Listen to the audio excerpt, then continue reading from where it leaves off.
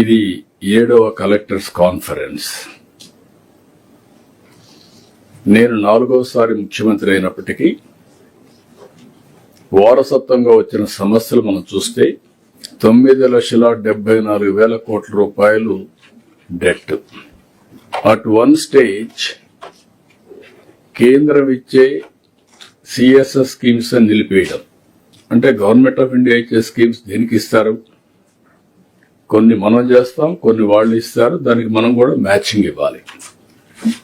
అలాంటివి దగ్గర 10,000 కోట్ల రూపాయలు డైవర్ట్ చేస్తే వాళ్ళు డబ్బులు ఇవ్వడం మానేసి నేను ఢిల్లీకి పోతే విష్ లిస్ట్ ఇచ్చేవాళ్ళు. నేను వాళ్ళని సమస్య అడిగితే వాళ్ళు ఒక విష్ లిస్ట్ ఇచ్చేవాళ్ళు. ఇంకొక పక్క 1,35,000 కోట్ల రూపాయలు లయబిలిటీస్ పనులు అయిపోయినాయి, డబ్బులు పే చేయకుండా ఉండే పరిస్థితి వచ్చింది.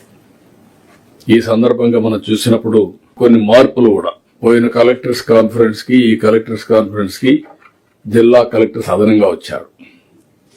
2 కొత్త జిల్లాలు ఫామ్ చేశాం. 28 జిల్లాలు ఏర్పాటు చేసిన తర్వాత మళ్ళీ మొదటి కలెక్టర్స్ కాన్ఫరెన్స్ ఇది.